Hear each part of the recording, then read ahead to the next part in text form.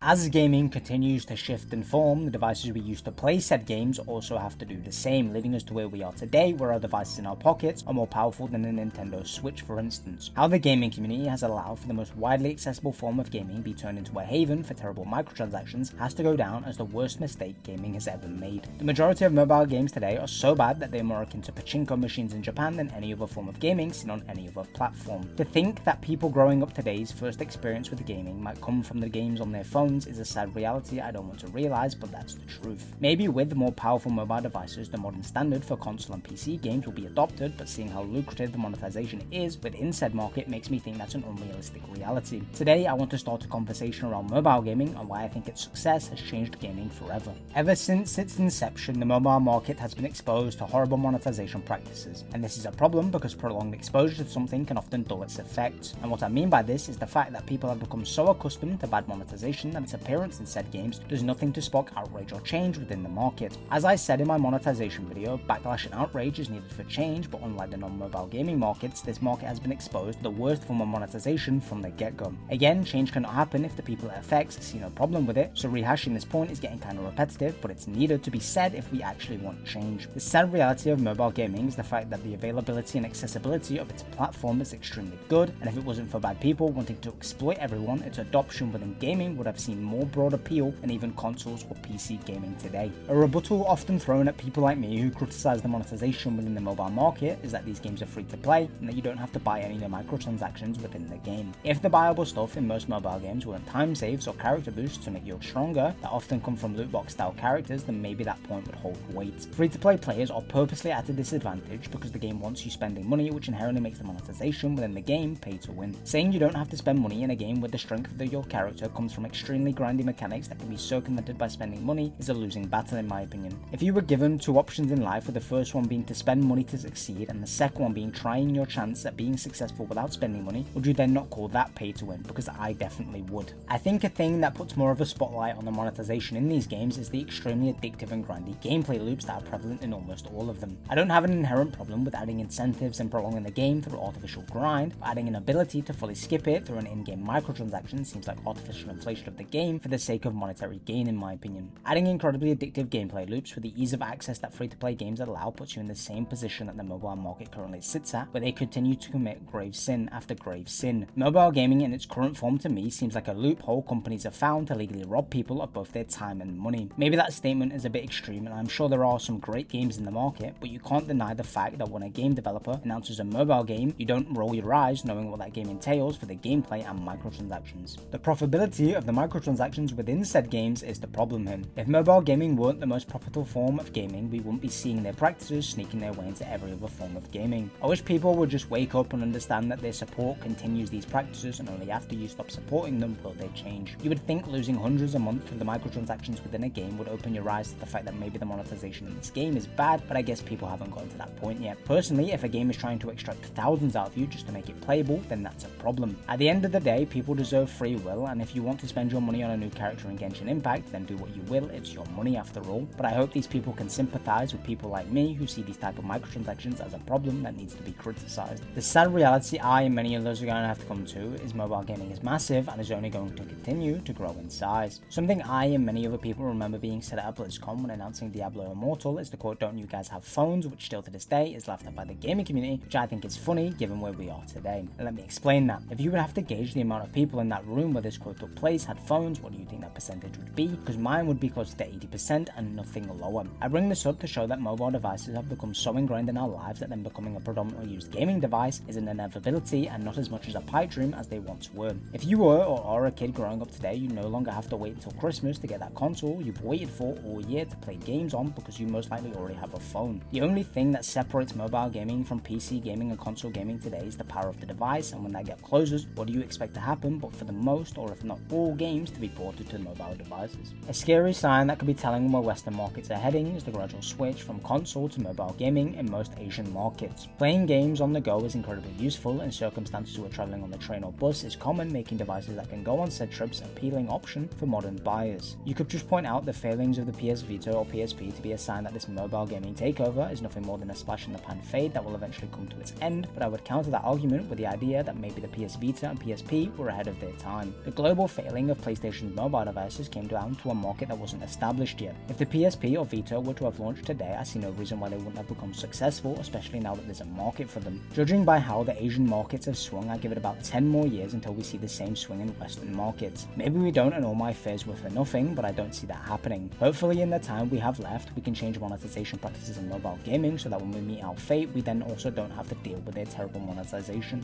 In conclusion, mobile gaming has to be better. Over-reliance on horrible and exploitative mechanics is not a sustainable source of funding if you want to have an industry in 10 years, but then again, I don't know if they care to see it that long. Mobile gaming or some of its parts are no doubt going to be where gaming heads in the future, and standing up for the stop of terrible practices now is helpful for all of us if that future does come to fruition. I think it's time people actually stood for something instead of whining about it on Twitter. If we want change, we have to demand change, and we do that by not buying their horrible microtransactions. As usual practice for the end of the video, if you could take one thing away from this video, it'd be that mobile gaming is only going to grow, so stopping them then also growth of terrible monetization, but the instead market will only benefit the broader gaming community. Standing by and letting companies get away with ripping people off is never good, and just because it doesn't affect you now doesn't mean that it one day won't.